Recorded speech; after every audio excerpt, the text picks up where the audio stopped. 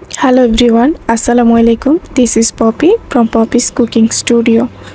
Cooking স্টুডিওর আজকের পর্বে আমি আপনাদেরকে দেখাবো কিভাবে খুব সহজে আমসত্ত্ব তৈরি করা যায়। এই আমসত্ত্বটি দেখতে যেমন সুন্দর তেমনি খেতেও কিন্তু অতুলনীয় স্বাদ। আশা করছি রেসিপিটি আপনাদের অনেক ভালো লাগবে। রেসিপিটি যদি ভালো লেগে থাকে তাহলে ফ্রেন্ডস এবং ফ্যামিলির সাথে শেয়ার করবেন এবং চ্যানেলটিকে সাবস্ক্রাইব করবেন।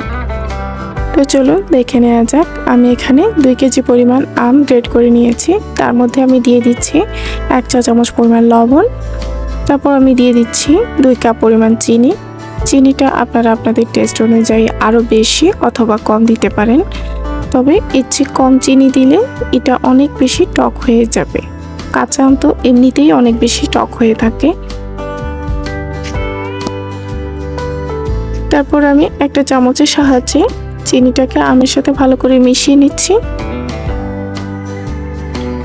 এখন আমি এটাকে হাত দিয়ে ভালো করে মাখিয়ে নেব, কারণ চামচ দিয়ে তো অত ভালো করে মেশানো সম্ভব হয় না।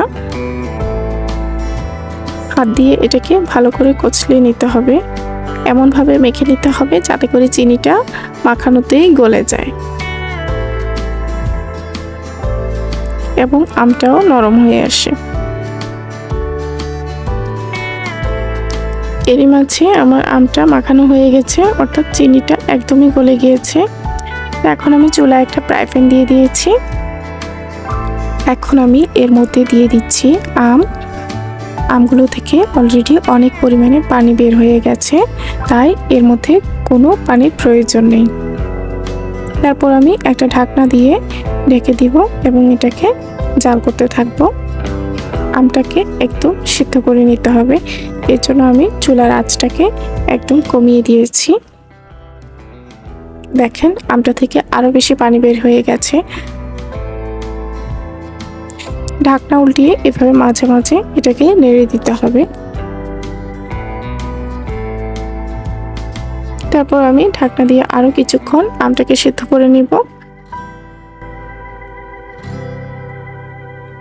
এ পর্যায়ে চুলার আঁচটাকে লো করে দিতে হবে, না হলে কিন্তু আমটা ভালো করে সিদ্ধ হবে না, কিন্তু পানিটা একদম শুকিয়ে যাবে।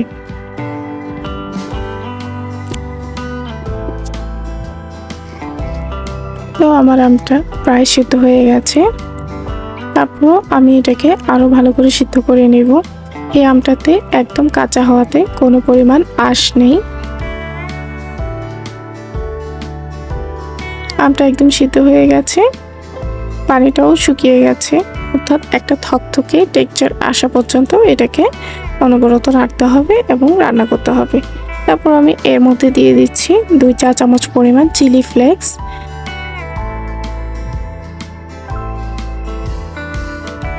তারপর আমি এর মধ্যে দিয়ে দিচ্ছি কয়েক ফোঁটা গ্রিন ফুড কালার। তারপর আমি ভালো করে নেড়ে চেড়ে কালারটাকে আমের সাথে মিশিয়ে নেব। কয়েক ফোঁটা গ্রিন ফুড কালার দিলেই কিন্তু যথেষ্ট। এখানে আবার 1 চামচ 2 চামচ বা বেশি দিতে যাবেন না, তাহলে দেখতে খুবই বাজে লাগবে।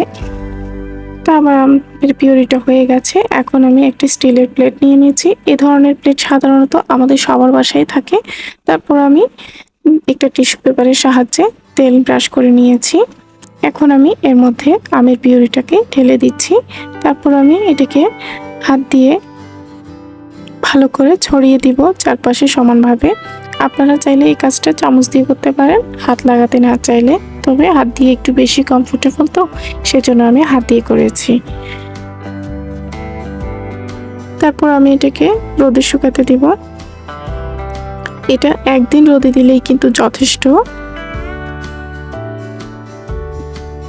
এটাকে আমি সকাল 9টা 9:30টার দিকে দিয়েছিলাম, এখন 4টা বাজে। দেখেন কয়েক ঘন্টার মধ্যেই কিন্তু আমসত্ত্বটা খাওয়ার জন্য একদম রেডি।